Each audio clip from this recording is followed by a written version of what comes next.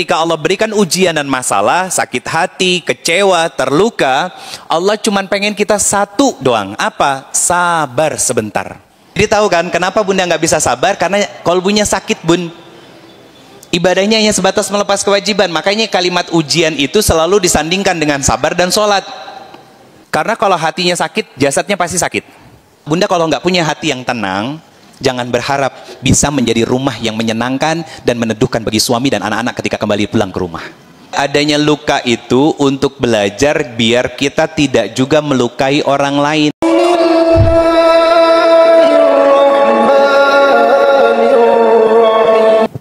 Bismillahirrahmanirrahim. Assalamualaikum warahmatullahi wabarakatuh.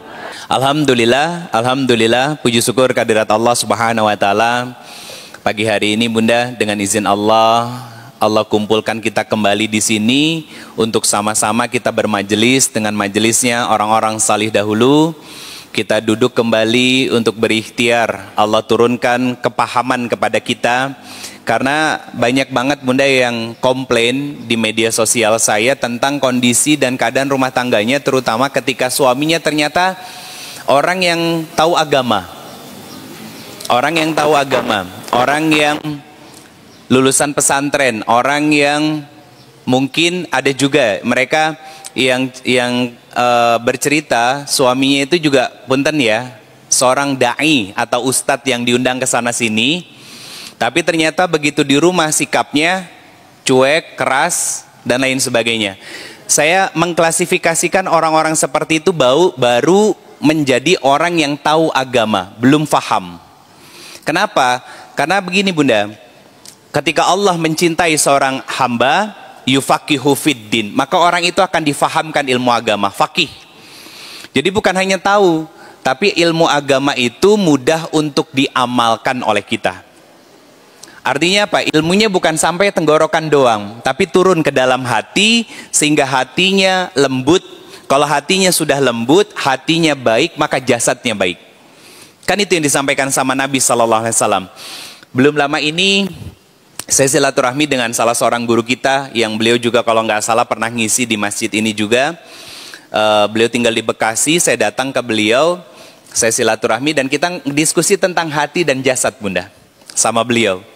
Kenapa Nabi SAW itu menggunakan kata jasad dalam hadisnya dan itu berkaitan dengan hati?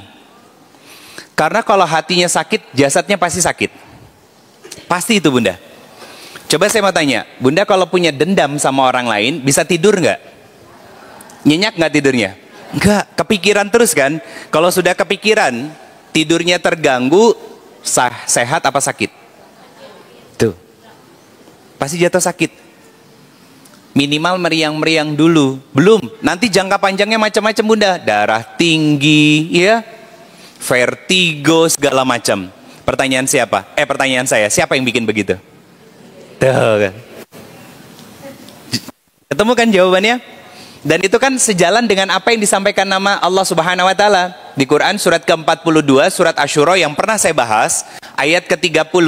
Apa kata Allah? Segala musibah, masalah yang terjadi dalam hidupmu itu terjadi ulah tanganmu sendiri. Kan kita yang bikin sendiri bunda. Tapi Ustadz saya nggak terima, Ustadz saya disakiti. Lu coba tanya diri kita sendiri, Allah sering nggak kita sakitin? Sedekah aja pelit, betul kan? Sholat aja seadanya, bahkan di akhir-akhir kan diluli-luli bunda. Saya mau tanya, itu zolim nggak sama Allah? Maksiat nggak sama Allah? Makanya ada kalimat di dalam Al-Quran itu di surat Al-Baqarah ayat ke-28 begini bunda. Kaifa ta'furuna billah, kenapa kalian ingkar kepadaku? Lihat lanjutan ayatnya. Bukankah aku dulu yang menciptakanmu dalam kondisi mati, kemudian aku hidupkan, kemudian aku matikan, dan aku hidupkan kembali. Itu kata Allah. Allah yang menghidupkan berarti Allah yang memberikan rizki kepada kita.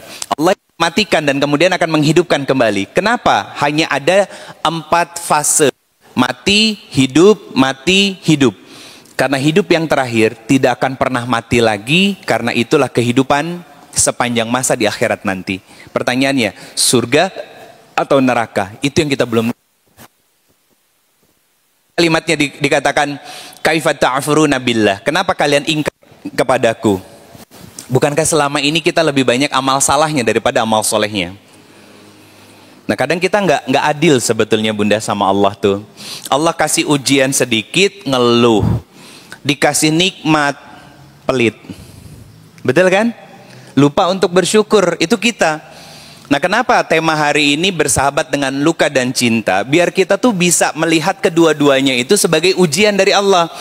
Ketika cinta Allah tuh Allah turunkan berupa karunia, nikmat, kesenangan, kebahagiaan, suami yang bager, anak yang soleh dan soleha, kemudian teman dan lingkungan yang baik, maka kita bisa bersyukur dan mensyukurinya dengan tetap beribadah kepada Allah. Tapi ketika Allah berikan ujian dan masalah, sakit hati, kecewa, terluka, Allah cuma pengen kita satu doang. Apa? Sabar sebentar. Karena dalam proses yang sakit yang kita rasakan itu, Allah menggugurkan dosa-dosa kita kalau kita mau sabar bunda. Kapan batas waktunya? Terserah Allah. Tugas kita bukan mikirin hasil. Tugas kita adalah fokus untuk menjadi hamba yang dicintai oleh Allah, sehingga Allah turunkan pertolongannya sesegera mungkin. Itu tugas kita bunda. Nah, ada satu ilmu yang sekarang lagi populer lagi bunda. Nama ilmunya itu Stoicism. Tahu? Pernah dengar nggak? Ilmu Stoicism. Apa sih ilmu Stoicism itu? Stoikisme kalau bahasa Indonesianya. Nih, contohnya nih. Wahai diri, kamu hebat, kamu kuat. Pernah dengar kayak gitu? Itu bukan ajaran Islam. Dan rata-rata yang menggunakan itu adalah para influencer yang mendadak jadi pelatih kayak begitu, jadi motivator kayak gitu, atau motivator secara umum. Tidak ada landasannya dalam Islam. Kenapa? Kita memaksa diri kita untuk kuat bunda. Padahal secara sunatullah di Quran surat Al-Ma'arij ayat ke-19 dan ayat ke-20, Allah tuh menciptakan manusia itu sebagai hamba yang berkeluh kesah. Nah, yang Allah mau dari surat Al-Ma'arij ini bunda, lanjutan ayatnya, kecuali orang-orang yang lil musallin, kecuali yang sholat. Berarti dia sadar tempat untuk berkeluh kesahnya adalah Allah. Coba kita cek gini. Coba kita cek begini. Kenapa? Karena ilmu Stoicism itu muncul dari peradaban Yunani. Kan bukan Muslim. Dipakai lagi sama orang zaman sekarang. Yang makainya Muslim. Dan jamaahnya mayoritas Muslim, coba. Sampai nangis-nangis gitu. Saya heran bunda. Giliran di kelas begitu bisa nangis, ai muhasabah tara nangis. Kumaha cik eta. Kan salah berarti. Salah. Harusnya kita tuh diarahkan untuk mengenal Allah, sehingga dalam prosesnya nanti di rumah, pulang ke rumah, kita bisa muhasabah diri dan nangis. Nangis sejadi-jadinya. Jadi ada bekas belajarnya itu bun. Bekasnya apa? Makin kenal Allah, makin cinta sama Allah. Ilmu Stoicism itu muncul di abad ke-3 sebelum Masehi. Sekarang berapa Masehi? 2025. Berarti 2000 tahun yang lalu ilmu itu baru muncul. Di Yunani bunda. Nah, ilmu Stoicism itu saya riset bunda. Saya melakukan riset dan itu memaksa diri kita untuk kuat. Padahal kalau dilihat bunda secara sejarahnya, orang-orang soleh dahulu bunda, coba lihat doanya Nabi Ayub alaihissalam, merendahkan dirinya kepada Allah, bahkan membulatkan jumlah waktu ujiannya sama seperti jumlah waktu Allah memberikan nikmatnya. Lebih jauh lagi, siapa? Nabi Zakaria alaihissalam. Di usianya yang sudah semakin lanjut, lihat di surat Maryam bunda. Dari ayat ke-2, bisa dari ayat ke-4 sampai kurang lebih ayat ke-10 atau 12. Tentang apa? Nabi Zakaria alaihissalam, coba lihat kalimatnya. Ya Allah, rambutku sudah mulai memutih, tubuhku sudah mulai melemah, tapi aku tidak pernah kecewa saat berdoa kepada Engkau. Apa pelajarannya? Lihat ritmenya. Nabi Zakaria mengajarkan kepada kita untuk rendah diri, mengakui keterbatasan diri. Bukan melawan keterbatasan diri, bukan. Karena apa? Makanya saya tidak sepakat dengan kalimat hasil itu tidak akan mengkhianati usaha. Itu dagangannya motivator tuh begitu. Itu kalimatnya Bunda, konteksnya sama dengan kalimatnya Qarun. Ketika diminta untuk bersedekah, bayar zakat, apa jawab dia? Harta yang saya miliki ini karena ilmu yang saya punya. Sama kan? Berarti dia berilmu, makanya diberikan harta yang banyak. Oh, saya bisa dapat kedudukan begini, begitu dan lain sebagainya karena saya S3, saya lulusan luar negeri dan lain sebagainya. Sama Bunda. Dan itu halus masuk ke dalam hati-hati kita.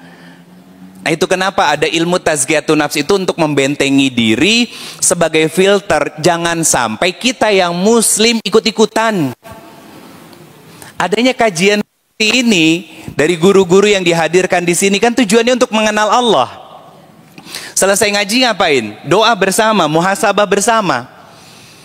Dan kajian-kajian seperti ini kan untuk kita hadir hati kita dalam ketawaduan kepada Allah agar sadar bahwa kita adalah hamba yang lemah, hamba yang banyak berdosa, hamba yang banyak khilafnya. Untuk membersihkan hati kita Bunda. Contoh kalimat yang lain nih. Dari Stoicism tadi itu apa? Kendalikan yang bisa kamu kendalikan. Apa yang bisa kita kendalikan Bun? Pikiran kita sekalipun itu milik Allah.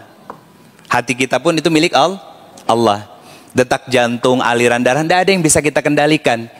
Yang bisa kita sampaikan kepada Allah adalah, ya Allah, takdirkan dengan takdir terbaik apa yang terjadi dalam hidupku, dan ketika itu berlawanan dengan apa yang aku rasakan dan aku inginkan, maka lapangkan hati ini dalam kesabaran.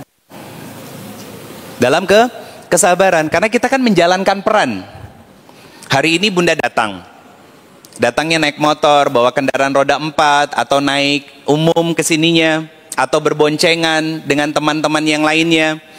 Itu sudah ditakdirkan sama Allah. Yang bisa kita kendalikan kecuali apa? Kecuali apa? Keinginan kita untuk terus beribadah kepada Allah. Itu yang bisa kita kendalikan. Yang lainnya tidak bisa Bun. Semua dalam kendali Allah. Karena apa? Kan semua nama-nama Allah yang 99 itu disebut dengan Asmaul Husna. Itu Allah mengenalkan dirinya bahwa Allah yang berkehendak atas segala sesuatu terhadap diri kita sebagai hambanya. Bahkan ada kalimat, segala yang terjadi dalam kehidupanmu biiznillah, dengan izin Allah. Surat apa? Al-Mujadilah. Ayat keberapa? Ayat ke-11. Itu semua dengan izin Allah. Berarti Allah yang mengendalikan. Bunda nangis, Allah yang kendalikan. Bunda terluka, Allah yang izinkan. Bunda kecewa, Allah yang izinkan. Bunda sakit hati, Bunda bahagia, tertawa dan lain sebagainya, itu dalam kendalinya Allah. Kenapa harus mendenial ilmu-ilmu yang seperti ini? Karena mereka tuh sekarang juga pinter Bunda. Tampil ke permukaan, gak pernah belajar ilmu agama secara intensif, tiba-tiba cocok logi. Kan Allah itu sesuai dengan prasangka hambanya, maka hasil itu tidak akan pernah mengkhianati usaha. Cocok logi itu namanya. Apa buktinya akhirnya? Kita berusaha keras, susah payah, jungkir balik dan lain sebagainya. Akhirnya apa yang terjadi? Nggak sesuai dengan harapan, kecewa. Itu pasti. Makanya ada tulisan yang saya sampaikan Bunda di media sosial saya. Apapun ikhtiar yang kita lakukan, sekuat apapun dan semaksimal apapun usaha yang kita lakukan, maka pastikan sediakan ruang-ruang tawakal dan sabar dalam hati kita agar tidak kecewa ketika menerima hasilnya. Lihat kayak gini Bun. Di Quran ya, surat ke-65. Ayat kedua sampai ketiga.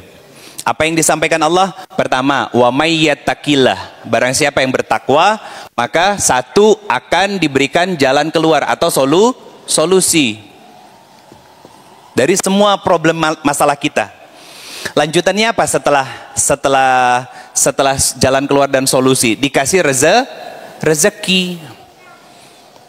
Setelah takwa, orang yang takwa dekat nggak sama Allah? Yakin nggak sama Allah?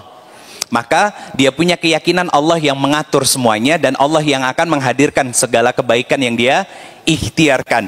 Tugas dia memperbaiki hubungan dia dengan Allah. Kemudian selanjutnya apa? Tawakal. Wa may yatawakkal 'alallah. Barang siapa bertawakal kepada Allah. Lalu lanjutannya apa? Ayat ketiganya. Ada yang buka mushafnya? Kenapa, Bun? Oh, itu takwa dulu, Bun. Wa yarzuqhu min haitsu la yahtasib. Surat ke-65, surat At-Talaq, Bunda. Ada? Apa? Setelah kata tawakal? Itu takwa. Mencukupkan?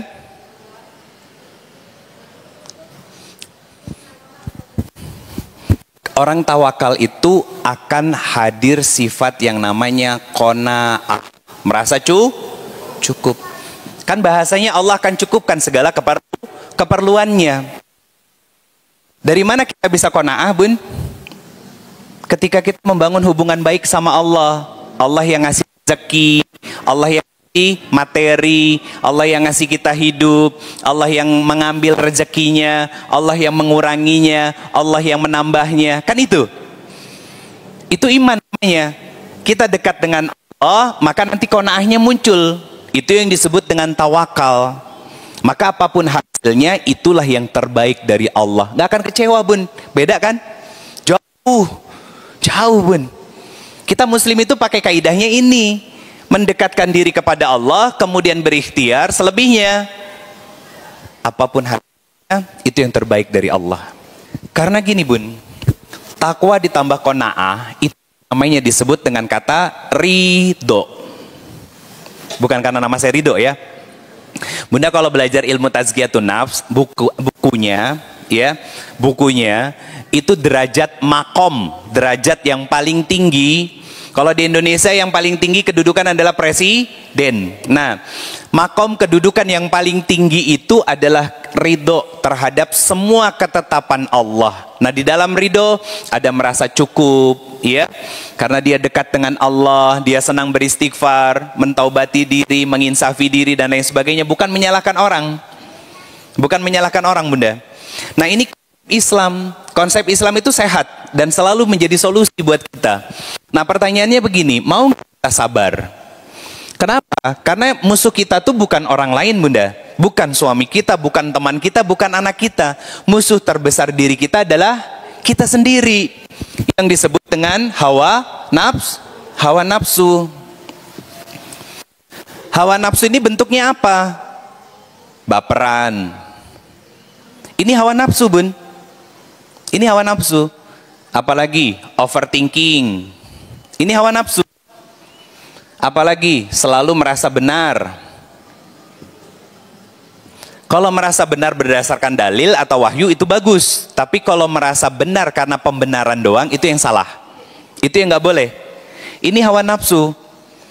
Apalagi hawa nafsu? Julid. Iya kan? Apa bahasa lain dari julid? Hobinya jelek-jelekin orang kan? Dengki, iri, hasad. Kan itu hawa nafsu, Bun. Nah, saya mau membahas lagi sedikit Quran surat ke-15 ayat 28 sampai 29. Nanti saya kaitkan dengan tema kenapa kita terluka dan sampai sekarang kita tuh rata-rata punya trauma, Bunda. Kita yang hadir sekarang rata-rata itu punya trauma. Trauma sejak kapan? Kecil. Sifat Bunda sekarang, perilaku Bunda sekarang itu lahir dari benih-benih trauma yang hadir dalam hati saat waktu kecil. Kenapa rasa trauma itu ada? Kenapa luka itu ada dalam jiwa kita? Yang kadang, Bunda, itu masih tiba-tiba muncul sendiri. Jadi orang-orang yang punya luka itu, ya, rata-rata, Bun, rata-rata itu pintar. Nggak semuanya, tapi rata-rata punya kepintaran. Kenapa dia mengejar kepintaran? Karena dia mengejar validasi. Apa validasi? Pengakuan. Kenapa pengakuan dan validasi ini dikejar sama dia? Karena dia tidak mendapatkan pengakuan dan validasi dari orang tuanya. Itu luka. Itu trauma. Akhirnya dia mencari validasi dan pengakuan dari luar. Ketika dia dapat ranking sekelas tepuk tangan. Iya, dia sodor tuanya B aja responnya. Oh, alhamdulillah, bagus nak. Ya selesai. Itu luka. Hati-hati kita udah jadi orang tua, jangan mengulang pola yang sama, Bunda. Kalau kita mengulangi pola yang sama kepada anak-anak kita, berarti kita menurunkan luka dan kecewa yang pernah kita rasakan dulu kepada anak-anak kita. Maka nanti itu akan menjadi circle atau lingkaran iblis. Fitrah perempuan apa? Fi buyutikum, di rumah, Bun. Punten, perempuan di rumah bukan jadi babu, tapi jadi istri dan ibu. Itu kenapa laki-laki juga harus paham tentang apa yang harus dilakukan oleh dia sebagai seorang laki-laki. Nah, saya barusan lebih dalam lagi, kasihan Bunda. Kenapa nggak semuanya yang hadir di sini punya asisten rumah tangga? Betul kan? Sekarang Bunda masak, nyuci, ngepel, beres rumah. Kenapa dilakuin? Khidmatnya Bunda suami biar dapat pahala karena suami bahagia dan ridho sama istrinya. Pertanyaan saya, suami lebih betah di rumah apa di luar? Banyakannya di luar. Di rumah itu ketika malam sampai di rumah dia bersih-bersih, makan, ngapain? Tidur. Besok pagi berangkat ke kantor. Itu yang namanya apa? Disconnection hati antara suami dan istri. Sekali dua kali, oke, bertahun-tahun jadi luka. Betul kan? Jadi luka. Saya bukan ngebelain Bunda, jangan kegeran ya. Ini lagi bapak-bapaknya lagi nggak ada soalnya gitu. Jadi luka. Saya cuman pengen hari ini itu merangkul semuanya. Yuk kita sembuh dan pulih bareng. Tahu gimana caranya untuk sembuh. Itu maksud saya. Tumpukan luka ini. Kecewa sama pasangan, ya kan? Karena punya ekspektasi, harapan yang berlebihan, ternyata gak sesuai dengan apa yang kita pikirkan dan harapkan. Kecewa, luka, ketumpukan. Ini contohnya, contoh punya beban luka dan kecewa di dalam hati.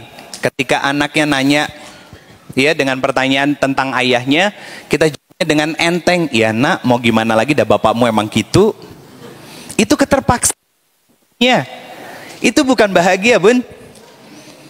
Makanya gini, kalau lagi ada suami, kajian suami istri nih di sekolah-sekolah, saya kalau datang ke sekolah bukan ke siswanya, Bun, tapi ke orang.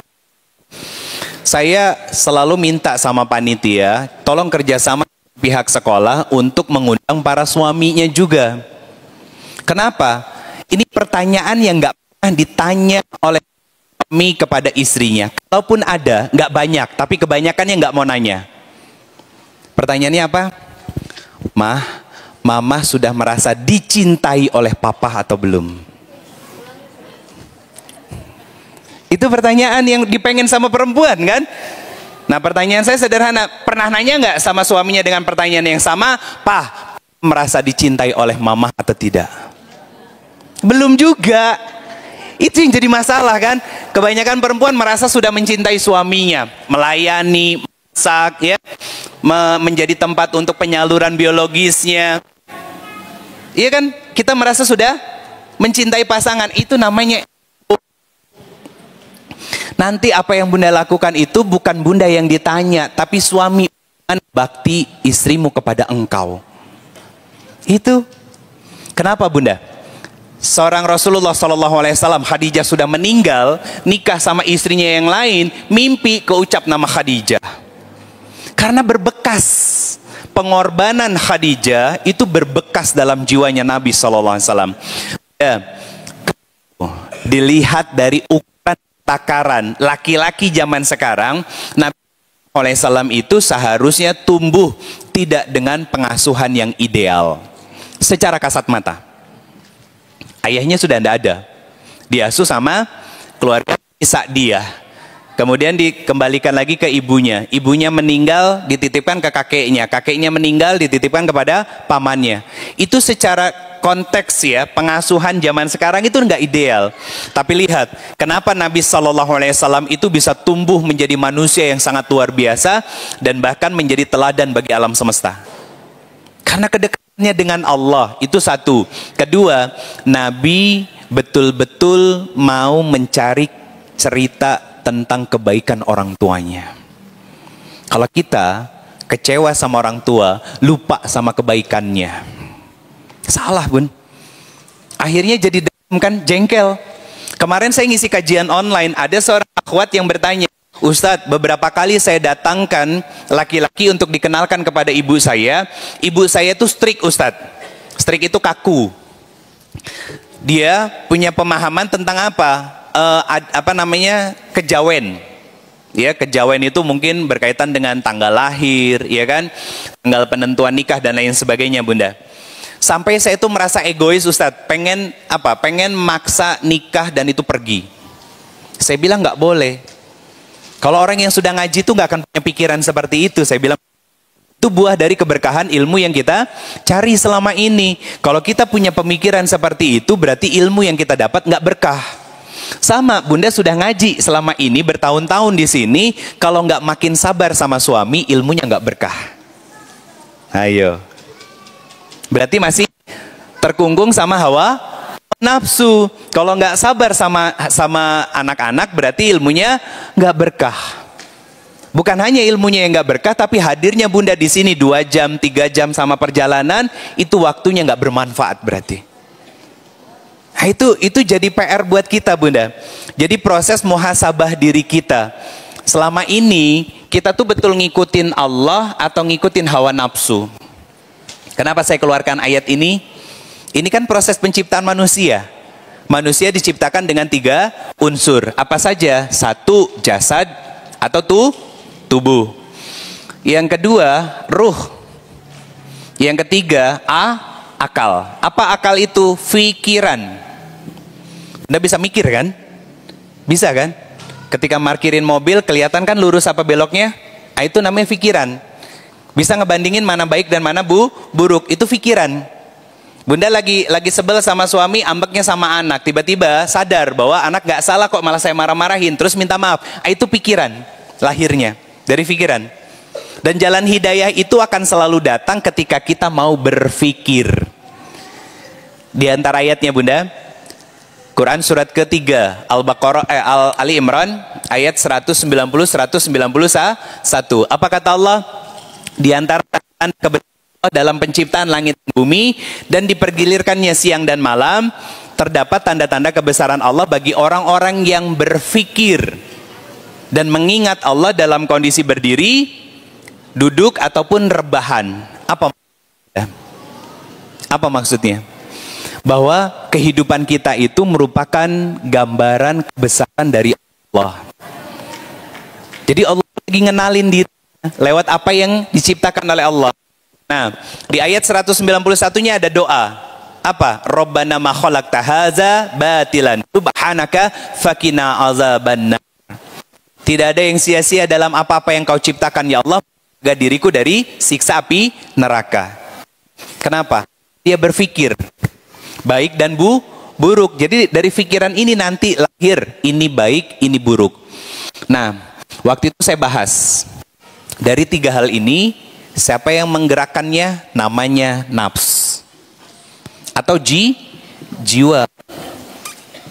Di mana dalilnya? Quran, diantaranya Quran surat ke-91 ayat ke-7 dan ayat ke-8.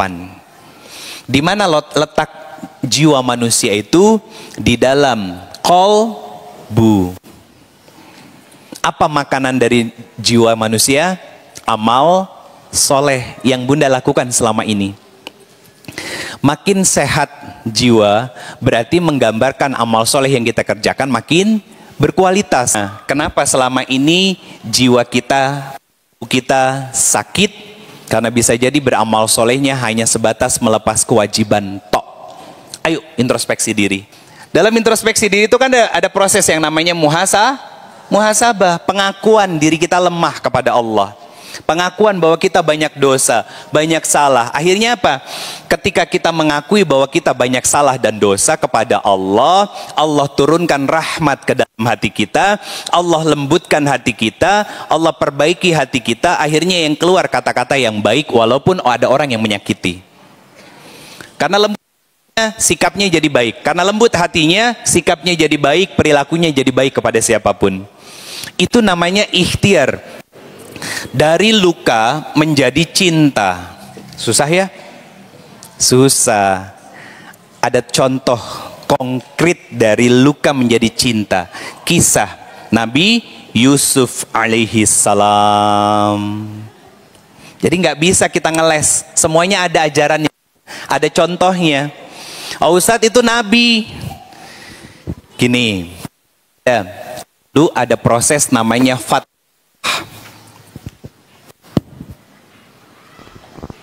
Ada proses namanya Fatuh Mekah. Apa proses Fatuh Mekah itu? Nabi SAW datang dari Madinah untuk membersihkan berhala-berhala yang ada di kota Mekah.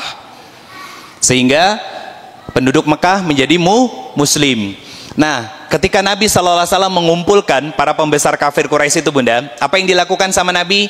Wahai saudara-saudaraku, tahukah kalian apa yang aku lakukan terhadap kalian? Dan orang-orang kafir Quraisy itu merayu Nabi untuk memaafkan dan lain sebagainya. Dan tanpa rayuan itu, sebetulnya Nabi sudah punya jawaban dari apa yang akan dilakukan sama Nabi SAW. Apa jawaban Nabi? Aku akan memaafkan kalian sebagaimana dulu saudaraku Yusuf alaihissalam memaafkan saudara-saudaranya. Pertanyaan saya, Rasulullah pernah belajar kisah Nabi Yusuf gitu? Rasulullah pernah bertemu dengan Nabi Yusuf gitu? Nah. Jadi nggak ada alasan itu Nabi, karena kita teladannya kepada Rasulullah aja mengambil sikap yang pernah diambil oleh Nabi Yusuf alaihissalam untuk memaafkan siapa? Memaafkan saudaranya. Dan ini termaktub, Bunda, di Quran surat Yusuf, surat ke-12 ayat ke-92. Surat Yusuf, surat ke-12 ayat ke-92. Apa kata Allah Subhanahu wa taala, Bunda? Masya Allah. 92.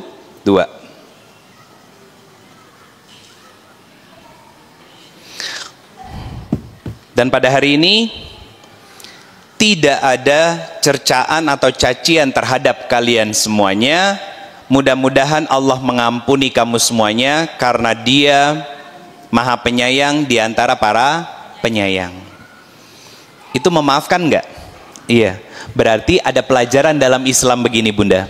Memaafkan itu harus diimbangi dengan usaha untuk melupakan. Saya ulangi. Memaafkan itu harus diimbangi dan dibarengi dengan usaha untuk melupakan. Kenapa? Kalau ada orang yang katanya sudah memaafkan tapi masih neteli, masih suka mengingat-ingat kesalahan dan keburukan orang, maka dia belum ikhlas untuk memaafkan kesalahan orang tersebut. Makanya luka itu masih ada dalam hati ya, karena nggak berusaha untuk memaafkan. Bunda, adanya luka itu untuk belajar biar kita tidak juga melukai orang lain. Enak nggak dilukai? Jangan lukai orang lain. Itu pelajaran dari Allah, Bun. Itu seadil-adilnya Allah. Itu kenapa saya membahas ini sedikit, Bun, karena nanti akan berkaitan dengan proses untuk memaafkannya, Bunda, dan proses untuk belajar menyembuhkan luka dan kecewa yang pernah dirasakan sama Bunda. Sebelum nanti saya jelaskan sedikit tentang penyebab dari kenapa kita terluka dan trauma dalam menjalani kehidupan kita dari waktu kecil. Dan jangan sampai ini diulang ketika Bunda jadi orang tua. Sekarang rata-rata sudah jadi orang tua, sudah punya anak ya. Nah, saya balik lagi ke sini dulu. Apa tadi makanan dari jiwa dan hati kolbu manusia? Amal soleh. Amal soleh yang seperti apa? Yang berkualitas. Tahu yang berkualitas, Bun? Sholatnya khusyuk. Kalau sedekah dengan sedekah terbaik. Kalau puasa, dia membatasi untuk bermain dan berkumpul dengan besti-bestinya. Kenapa? Karena dia menjadikan momen Ramadan itu untuk mendekatkan diri kepada Allah. Karena kan 11 bulan sudah main terus sama teman-temannya. Masa di Ramadan juga masih pengen main-main? Kan gitu. Nah, itu namanya prinsip, Bunda. Itu namanya amal soleh yang berkualitas, yang akhirnya menyehatkan jiwa. Kalau sudah menyehatkan jiwa, maka pikirannya pasti baik, nggak mungkin buruk kepada siapapun. Kalau pikirannya sudah baik, maka jasadnya akan melakukan hal-hal yang baik kepada siapapun. Bicaranya baik, perilakunya baik, ucapannya baik, sikapnya baik. Itu karena jiwa yang baik, kalbunya baik. Tapi kalau Bunda selama ini hanya sebatas melepas kewajiban aja, nanti saya kasih contohnya. Apa yang terjadi? Kalbunya sakit, Bunda. Kalau kalbunya Bunda sakit, pikirannya negatif apa positif? Negatif, suuzon terus sama orang. Karena jiwanya sakit, kalbunya sakit. Akhirnya apa? Numpuk tuh penyakit hati. Iri, dengki, hasad, ngelihat orang bahagia nggak seneng. Nah, itu namanya iri, dengki, dan hasad dan lain sebagainya. Akhirnya apa? Jasadnya, perilakunya baik apa buruk? Pasti buruk. Sikapnya pasti buruk. Itu gambaran kita selama ini, Bun. Itu gambaran kita selama ini. Bunda contoh, mohon maaf ya. Kita sholat, lagi ada masalah, dikasih masalah sama Allah berat, Masya Allah. Kita bangun tengah malam, walaupun cuma sholat 2 rakaat plus witir 1, ya. Selesai sholat kita nangis sambil muterin tasbih atau mencetin tasbih digital. Astagfirullah, ya Allah, tiba-tiba netes air mata, ya. Begitu sholat subuh menjelang azan, kita bangunin suami sumber masalah tadi. Kita bangunin suami untuk sholat subuh. Pak, bangun sholat subuh. Yang hari-hari biasanya kita jengkel, kesel, suami nggak cepat bangun, hari itu kita bisa sabar dan tetap senyum ngebangunin suami. Padahal lagi luka. Pernah ngalamin begitu? Pernah ada di fase itu?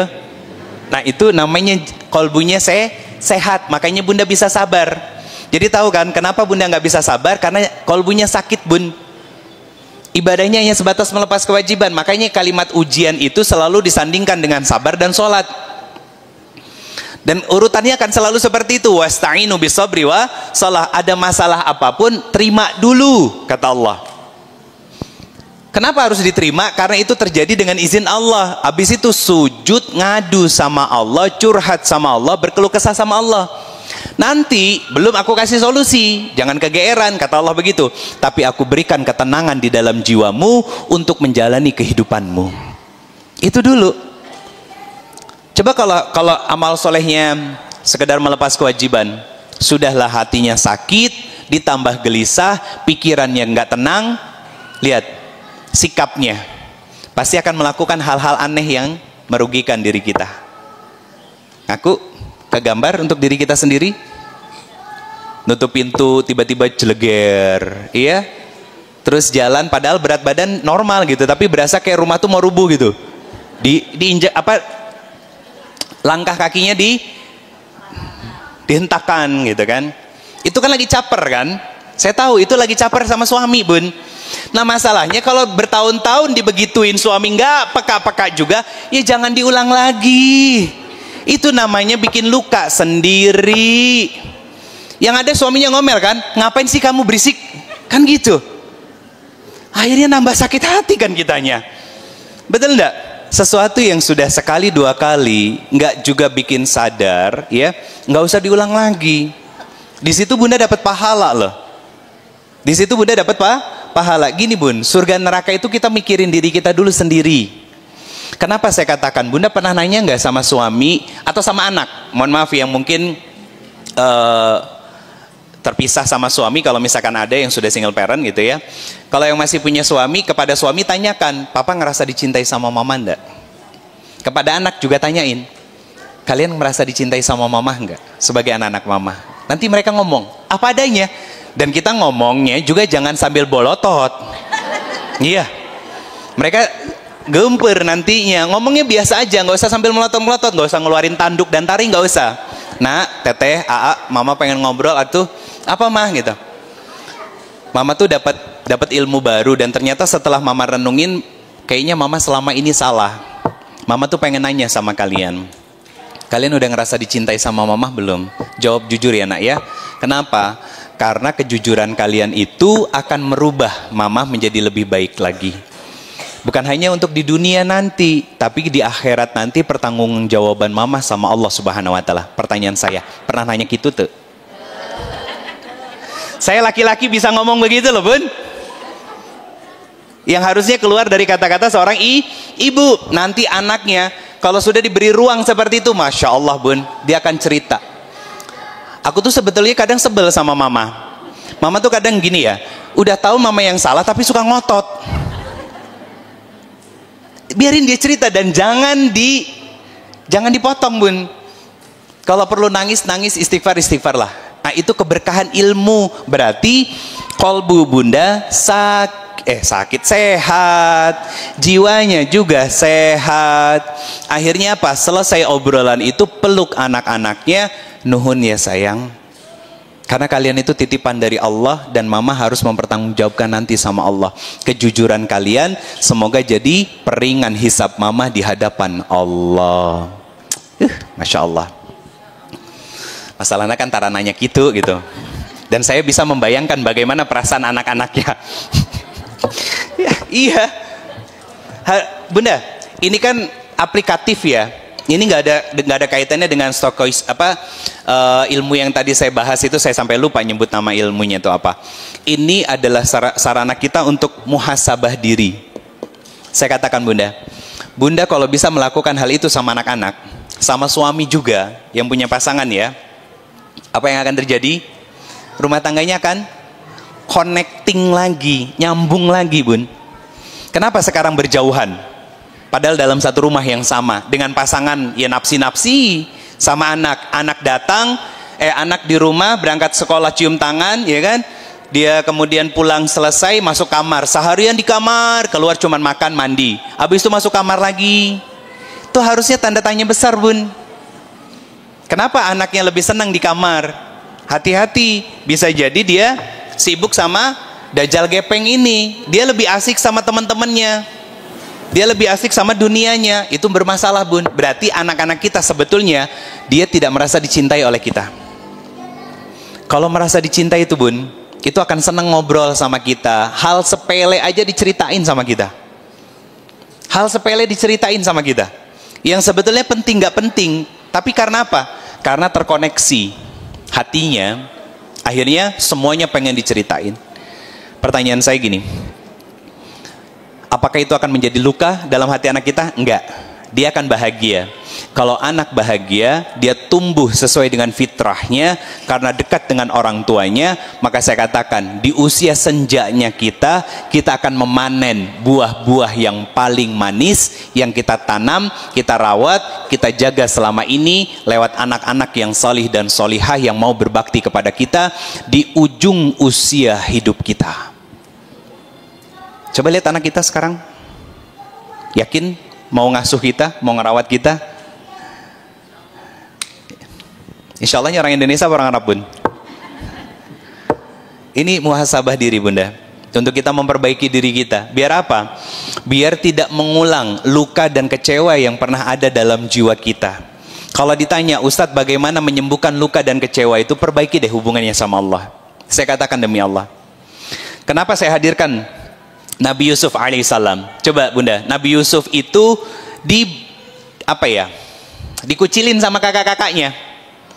Dikucilin sama kakak-kakaknya. Kenapa? Karena merasa dan melihat Nabi Yusuf ini lebih dicintai oleh Nabi Yakub alaihissalam. Satu itu. Kedua, secara fisik jauh lebih tampan daripada saudara-saudaranya yang lain. Akhirnya apa yang terjadi? Nabi Yusuf dimasukkan ke dalam sumur, ya. Nah, kemudian akhirnya apa? Diceritakan kepada ayahnya tentang tragedi yang merupakan karangan cerita belaka. Akhirnya membuat Nabi Yakub alaihissalam sedih berkepanjangan, buta fisiknya. Coba, apa pelajarannya? Kalau hati sudah sedih, maka akan merusak fisik. Dan itu terjadi pada Nabi Yakub alaihissalam, Bunda. Hatinya sedih dan kecewa kepada anak-anaknya, tapi bukan level kecewa seperti manusia biasa kayak kita ya. Nah, akhirnya apa? Allah butakan penglihatan matanya. Nanti terbuka lagi enggak matanya? Terbuka lagi dengan izin Allah lewat Nabi Yusuf alaihissalam. Itu kan pelajaran buat kita, Bunda.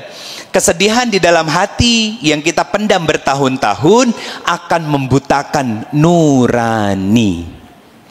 Rasa sakit hati, kecewa dan dendam yang kita pendam dalam jiwa kita bertahun-tahun akan membutakan diri kita dari mana yang benar dan mana yang salah. Betul kan? Yang munculnya apa? Egois. Dan kita nggak mau kalah, nggak mau kalah dari orang lain. Akhirnya apa? Proses selanjutnya, nggak mau maafin dan akan selalu mengingat luka dan kecewa yang kita rasakan. Ini kisah, Bunda. Makanya ada surat namanya Yusuf. Pelajari, Bunda. Itu pelajarannya luar biasa banget untuk kehidupan kita. Dalam bab tazkiyatun nafs. Pelajaran besarnya apa? Tentang memaafkan. Merubah luka menjadi cinta. Jadi tema lagi tuh kayaknya tuh. Nabi Yusuf alaihissalam setelah dimasukin ke dalam sumur, apa yang terjadi? Jadi budak, dijual. Setelah dijual, difitnah, masuk penjara. Coba. Kan itu lukanya bertumpuk, Bunda. Tapi lihat, apakah Nabi Yusuf alaihissalam melepaskan ketaatannya kepada Allah? Enggak. Maka ada hadis dari Nabi SAW, apa? Berikhtiarlah, berusahalah sampai takdir Allah mendatangi kalian. Apa maksudnya, Bun? Ayo beramal soleh sebaik mungkin. Kalau memang kita ditakdirkan menjadi ahlil jannah, maka takdir itu akan mendatangi kita dengan sebaik mungkin, Bunda. Ayo taat kepada suami dengan sebaik mungkin. Bersihkan hati kita, karena kalau hatinya bersih, kolbunya bersih, nanti apa? Pikirannya pasti positif dan perbuatannya pasti baik. Bunda nggak akan sulit untuk taat kepada suami kalau hatinya bersih. Nah, kenapa sekarang susah buat taat sama suami? Hatinya kotor. Kotor dengan apa? Dengan ekspektasi, dengan luka, dengan kecewa, dengan harapan yang nggak sesuai dengan keinginan dan lain sebagainya. Akhirnya apa? Jadi tempat rekreasi setan, menimbulkan apa? Ego, baperan, overthinking, selalu merasa benar. Selama ini mama kurang sabar apa? Dan lain sebagainya. Itu. Saya mau tanya, Bun. Enak gak sih hidup kayak begitu? Gak enak, capek, Bun. Rasa jengkel, kesel di dalam hati itu capek. Bukan berarti saya nggak pernah marah ya, bukan berarti saya nggak pernah dendam, nggak. Yang tahu tentang diri saya dengan segala kekurangan saya adalah istri saya.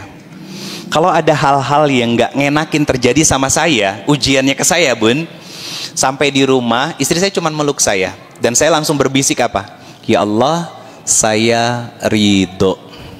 Bukan karena namanya, tapi saya ridho dengan takdir luka kecewa yang saya rasakan, dan itu dipelukan istri saya. Saya nangis. Saya nangis ujian seberat apapun yang menghantam saya, setelah saya ngadu sama Allah, ya kan? Yang menemani saya adalah istri saya, dan saya ceritakan itu sama Allah lewat satu kalimat. Ya Allah, saya ridho dengan semua ketetapanmu.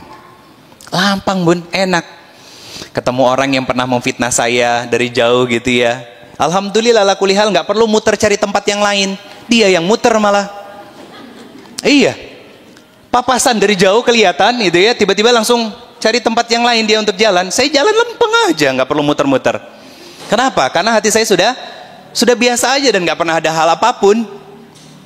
Itu belajar merubah luka menjadi cinta.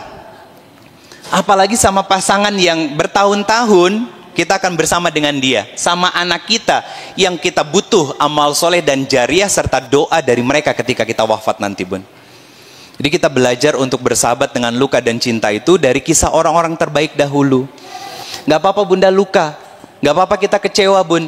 Kadang Allah menghadirkan takdir-takdir itu sebagai salah satu cara untuk Allah mengenalkan dirinya dan membuat kita semakin dekat dengan Allah. Tapi pastikan saat kita terluka, saat kita kecewa, ceritanya sama Allah, bukan sama yang lain. Gimana cara ceritanya? Selesai sholat, muhasabah diri. Ya Allah, saya hambamu datang dengan segala keterbatasan dan kekurangan, ya Allah. Engkau mengetahui dan engkau melihat, bahkan di mana hati ini pernah ada fase ingin menyerah, ya Allah. Engkau melihat dan menatap hati ini begitu lelah dan capek, ya Allah. Ya Allah, hari ini aku adukan semua masalahku kepadamu. Aku hambamu yang lemah, tolong bantu aku untuk bisa bangkit dan lapangkan jiwa ini dalam kesabaran. Pertanyaan saya, pernah berdoa begitu sama Allah?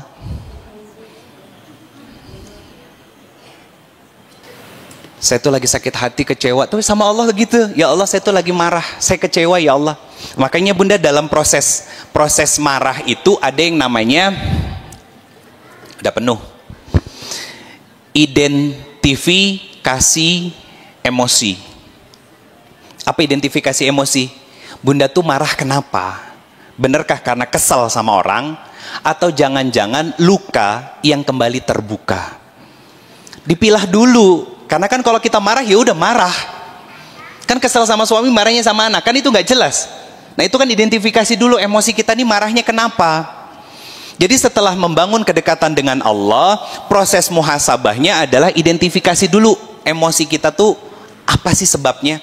Kita marah tuh kenapa? Betulkah kita marah karena ulah anak kita yang, mohon maaf, kadang namanya anak-anak makan masih berantakan, hal sepele tiba-tiba kita nada suaranya tinggi. Betulkah kita marah karena makanan yang berantakan itu, atau ada hal yang lain yang mengendap di dalam jiwa kita yang kita nggak bisa keluarkan?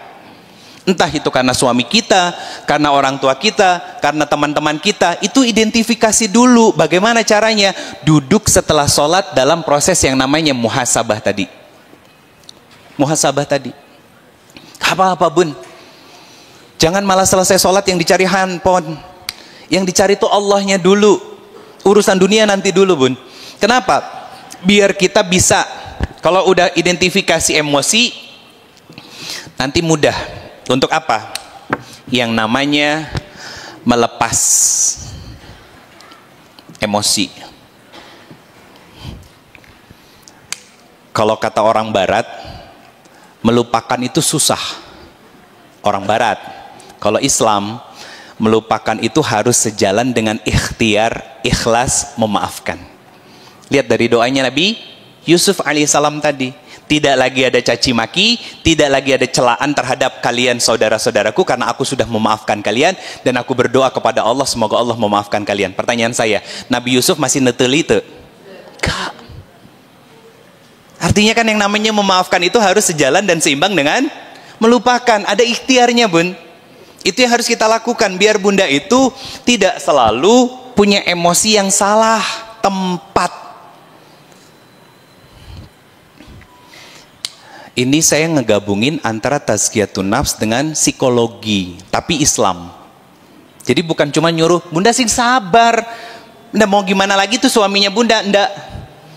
Bukan tipikal saya Bun. Ada yang nanya, Ustadz suami saya bagaimana, seperti ini begitu dan lain sebagainya. Ya Bunda yang sabar. Enggak. Saya nggak mau seperti itu. Kenapa? Karena Bunda selama ini sudah sangat sabar kan menjalani kehidupan. Saya cuma pingin mengamalkan surat Ali Imran ayat ke-200. Buntut dari surat Ali Imran. Apa? Bersabarlah kalian dan tingkatkan kesabaran kalian. Jadi ini proses untuk meningkatkan kesabaran Bunda.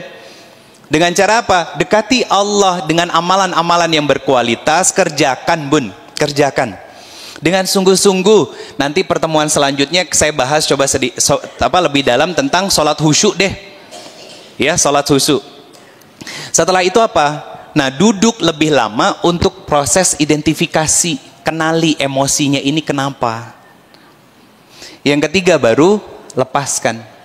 Ya Allah, makanya kalau doa berjamaah di sini, kalau waktunya masih cukup, ada doa yang saya sampaikan.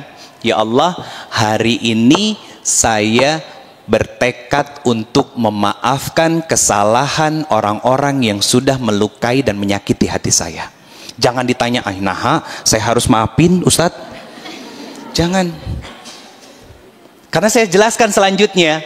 Kenapa ya Allah saya harus memaafkan mereka? Karena saya sadar saya pun hambamu yang banyak melakukan dosa dan banyak melakukan kesalahan kepada engkau, dan sangat butuh dimaafkan oleh engkau ya Allah.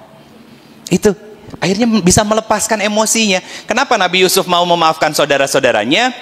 Karena beliau sadar bahwa semua terjadi dengan izin Allah. Beliau hambanya Allah. Beliau butuh diampuni dan dibimbing selalu oleh Allah. Dan beliau pingin saudara-saudaranya pun selalu dibimbing oleh Allah. Makanya saya berwasiat, Bunda, kalau ada orang yang salah, boleh benci sifatnya tapi jangan orangnya. Nah, kalau kita mau ngebenci sampai ke orang-orangnya ya, amit-amit jabang bayi. Sampai begitu kan? Saya mau tanya, Bunda kalau dibenci orang mau? Terus kenapa ngebenci orang? Hal sederhana loh ya. Kita kembaliin ke diri kita sendiri. Makanya ada tulisan yang mau saya posting nanti di Instagram saya, di channel Instagram saya. Cicipi dulu setiap perkataan dan ucapan yang ingin kau sampaikan kepada orang lain. Paham maksudnya? Kalau kita nggak seneng, kita nggak suka, maka jangan pernah berkata dengan kalimat yang orang lain juga nggak suka dan nggak senang untuk mendengarnya. Kalau kita kan ngomong tanpa mikir, Bun.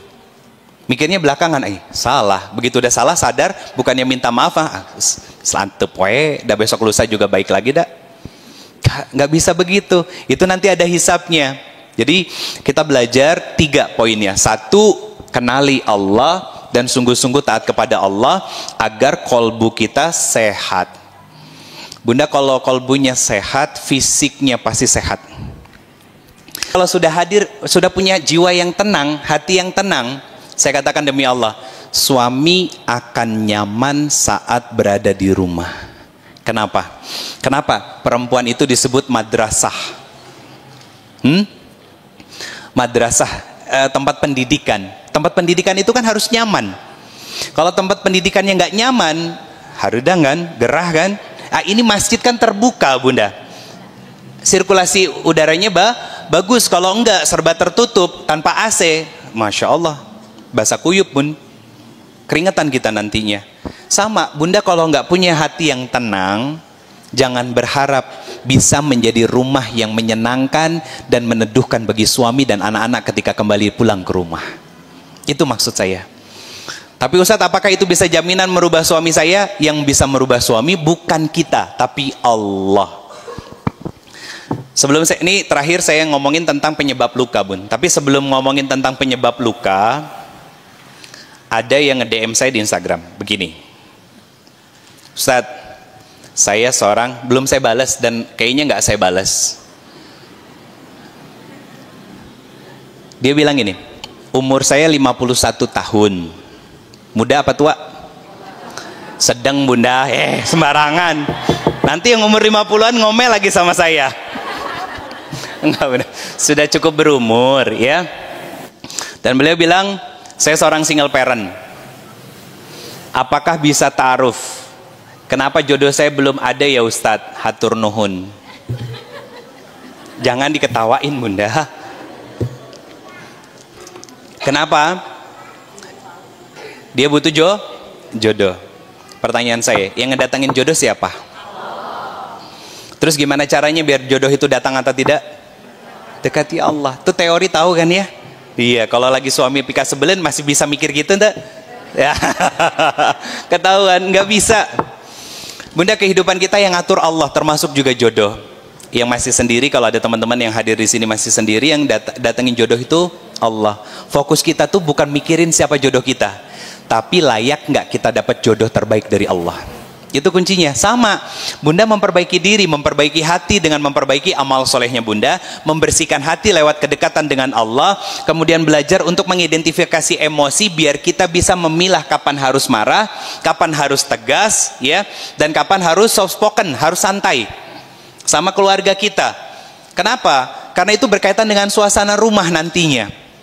Kalau Bunda nggak bisa memanage emosi, itu tandanya berarti Bunda kurang dekat dengan Allah. Nah, ini kesimpulan terakhir. Saya sampaikan begini, Bun. Tuh. Datang sendiri, ngapus sendiri.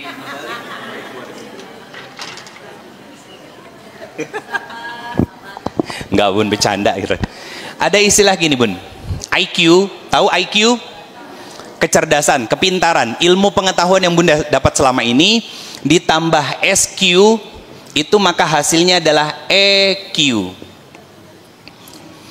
Apa maksudnya? Bunda belajar ilmu agama, ketemu banyak guru, mencatat banyak ilmu, itu disebut dengan intelektual, kecerdasan intelektual, kepintaran, bahasa sederhananya. Ditambah dengan spiritual quotient atau kecerdasan spiritual, berarti dekat dengan Allah. Bukan pura-pura ibadahnya, tapi ibadah yang sungguh-sungguh sehingga Allah merasa cinta kepada kita. Apa dalilnya di antara kalimat dekat dengan Allah? Quran surat ketiga ayat 31. Apa kata Allah? Qul in kuntum tuhibbunallah fattabi'uni. Apa yang kita dapat? Yuhibbukumullah wa yaghfir lakum dzunubakum. Allah cinta sama kita.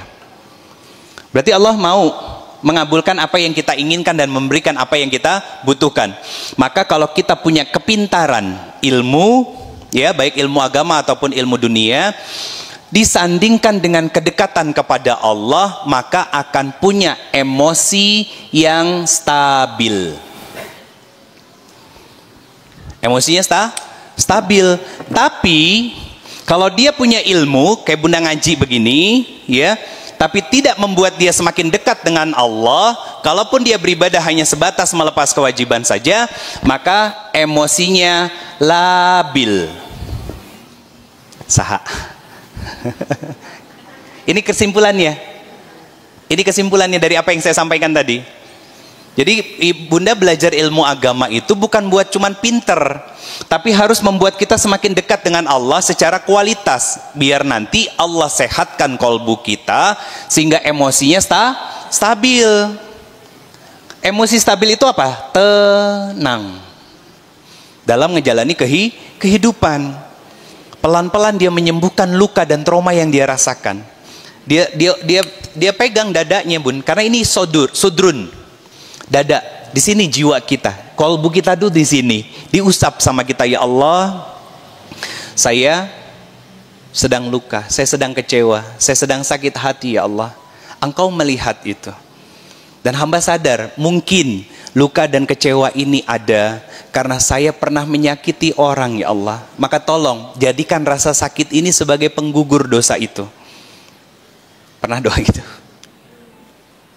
Ayo, Bun, diusap hati kita.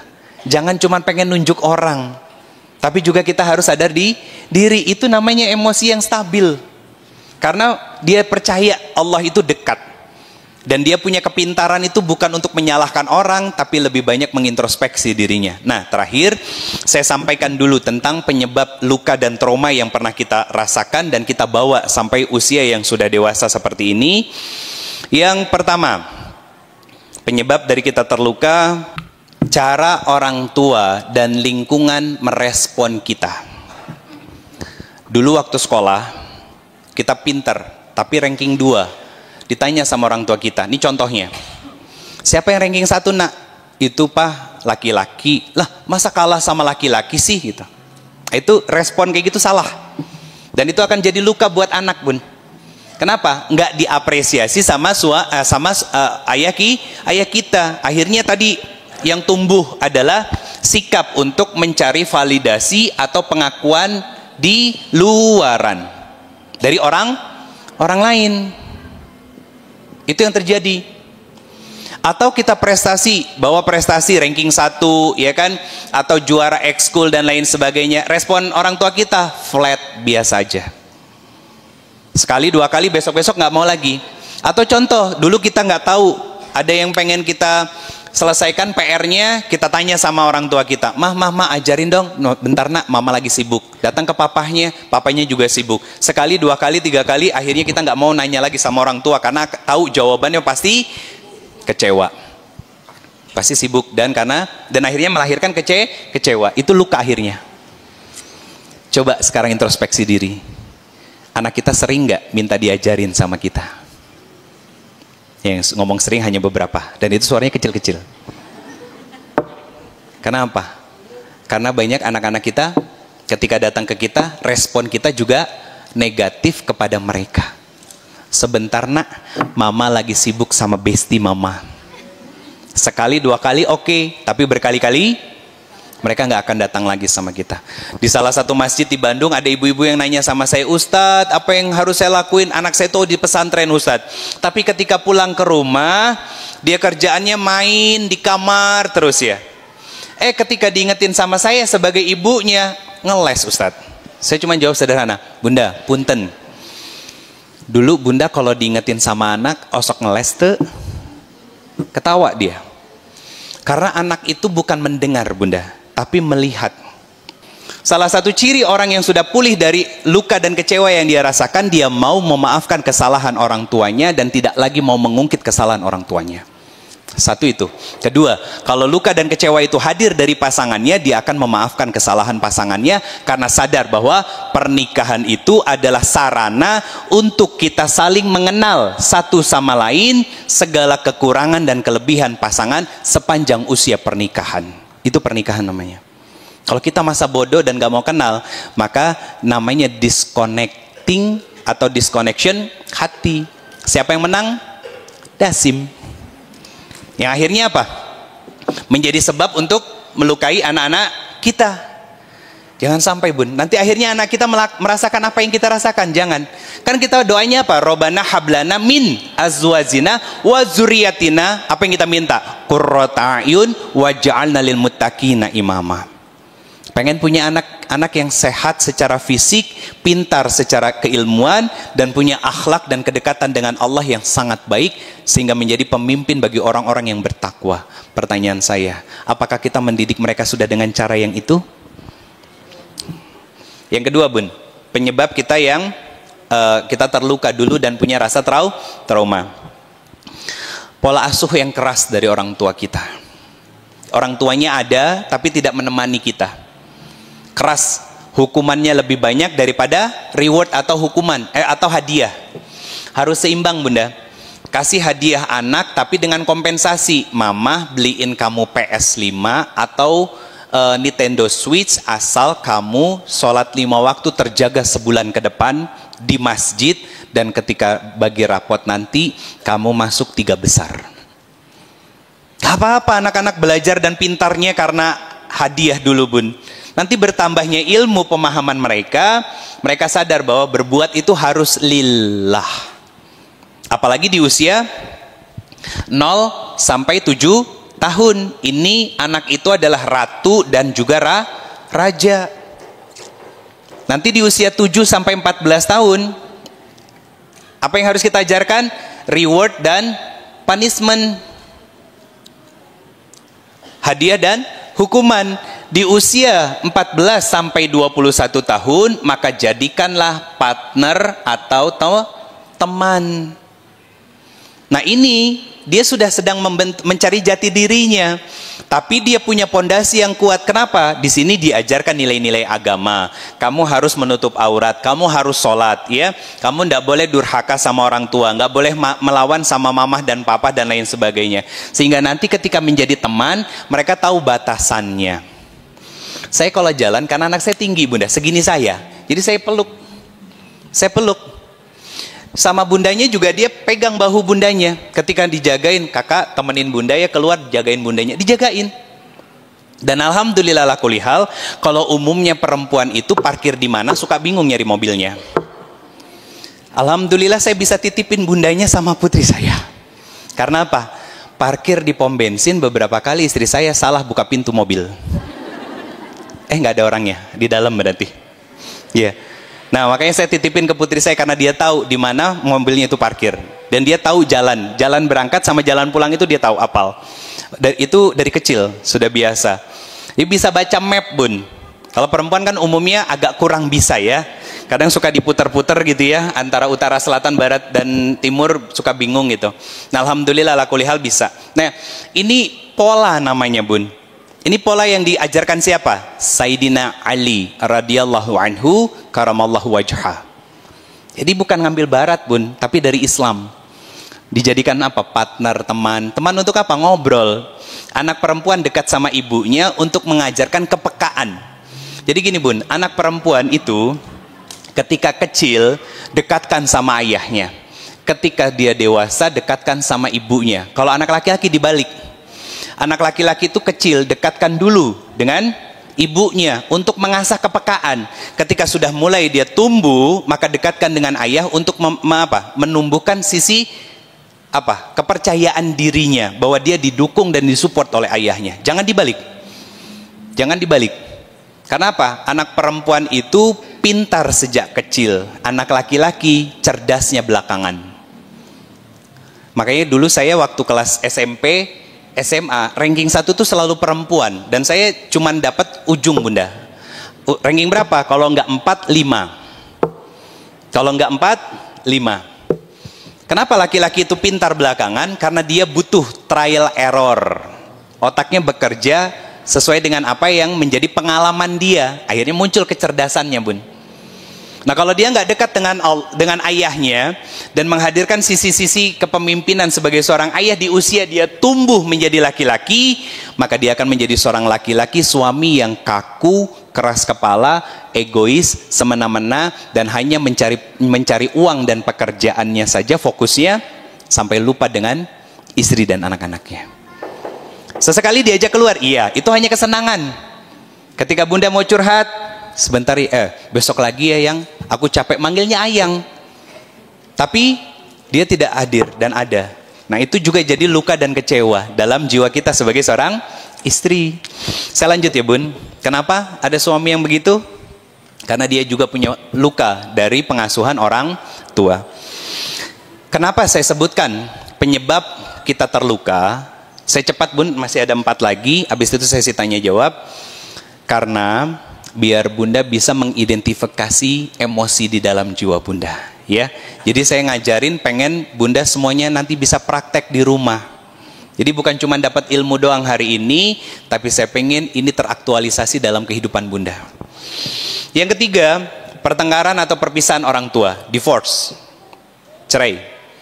Itu dampaknya besar. Tapi apakah selalu negatif? Tidak. Kalau rumah tangga ternyata ya suami istrinya lebih banyak ributnya, hampir setiap hari ribut, mental istrinya rusak karena sikap dan perilaku suami, maka berpisah itu jauh lebih baik daripada bersama. Ya. Nah, apakah anak yang tumbuh dari pengasuhan orang tua yang berpisah juga akan selalu dan semuanya akan rusak? Tidak selalu. Tidak semuanya. Ya. Kenapa? Karena kalau ternyata bersama, dampak mudorotnya lebih banyak, itu lebih fatal, bunda, daripada berpisah. Berpisah, kalau kita sebagai seorang istri pun punya kesabaran dan kelapangan hati untuk tidak membicarakan keburukan bapaknya yang sudah tidak serumah, maka anak ini akan tetap kagum sama bapaknya walaupun pernah melihat ibunya disakiti. Nah, itu PR bunda. Kan Siti Hajar, ya, dekat nggak sama Nabi Ibrahim alaihissalam? Dekat. Bukan hanya dekat secara fisik, tapi ketemunya setiap hari nggak? Enggak. Tapi lihat, Ismail alaihissalam betapa mencintai bapaknya. Siapa yang membuat anak itu mencintai bapaknya? Ibunya. Itu tugas ibu tuh begitu. Mengenalkan siapa bapaknya, perjuangan yang dilakukannya, ya, dan segala pengorbanan yang dilakukan sama suami kita, walaupun hati kita nangis. Kenapa? Karena sikap suami yang kadang pikas sebelen. Loh, kan sudah dikasih tahu ilmunya, bunda datang sama Allah. Kalau suami nggak bisa membahagiakan, maka percayalah kebahagiaan itu akan Allah hadirkan. Masalahnya, sudahlah suaminya nggak membahagiakan, datang ke Allah juga tara. Iya kan? Akhirnya apa? Stres hidupnya. Kalau sudah stres, suaminya begitu, nggak dekat sama Allah juga, akhirnya yang dicari apa? Validasi di luaran. Muncul tadi itu hashtag apa? Independent woman atau wanita mandiri. Ini proses tahapannya, bun. Kerjanya siapa? Setan yang membukakan jalannya, dan kita dituntun dan dibimbing oleh hawa nafsunya kita, karena kolbu kita sakit, jiwa kita juga tidak bahagia. Ya, itu prosesnya. Terakhir yang keempat, ketidakhadiran orang tua secara emosional. Jadi orang tuanya ada tapi tidak mendampingi. Dia cuma ada secara fisik. Diajak belajar, diajak diskusi, diajak ngobrol, sibuk sama dunianya. Akhirnya lahir anak-anak yang introvert, tertutup. Terus curhatnya sama ustazah atau ustadz, kenapa anak saya? Salah sendiri itu, bun. Karena itu proses seperti itu bukan sehari 2 hari, tapi minggu berganti bulan, bulan berganti tahun, yang akhirnya menjadi luka di dalam jiwa anak kita. Dan itu mungkin kita. Itu mungkin kita sekarang.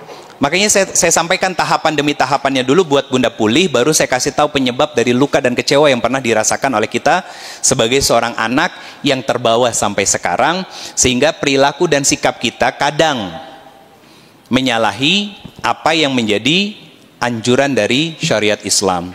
Dengan kalimatnya begini, ya Ustadz, taat sama suami itu kan pintunya balasannya surga, tapi tergantung suaminya kayak gimana dulu Ustadz. Tuh. Karena dia terbiasa disalahkan dulu, punya suami yang hobinya nyalahin, baal hatinya, jadi nggak mau disalahin lagi. Akhirnya apa? Ya sudah, suaminya keras, dia ikutan keras. Sekarang saya mau tanya, apakah cara seperti itu untuk masuk surga? Enggak. Kenapa ada kisah Siti Asiyah? Walaupun suami zaman sekarang tidak sebengis suaminya Siti Asiyah, tapi pelajarannya tentang nilai kesabaran seorang Asiyah tetap taat dan hormat kepada suaminya karena dia dekat dengan Allah. Yang dicari apa? Bukan ridho suaminya lagi karena tahu suaminya nggak bisa berubah, Bun. Yang dicari ridho Allah dengan tetap menjadi seorang istri. Kenapa? Kalau dia minta cerai, dibunuh. Kan Bunda nggak mungkin dibunuh. Walaupun selama ini sudah pelan-pelan dibunuh. Apa? Perasaannya.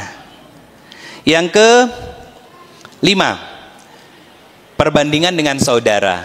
Nah, hati-hati Bunda menggunakan kalimat mamah itu nggak membanding-bandingkan kalian. Pret. Bunda punya anak lebih dari satu, itu pasti punya kecenderungan kepada anak yang mana yang lebih dicintai. Karena Nabi sendiri yang bilang itu sunatullah. Berarti secara umum, artinya kalau Bunda sudah ngaji berarti harusnya beda.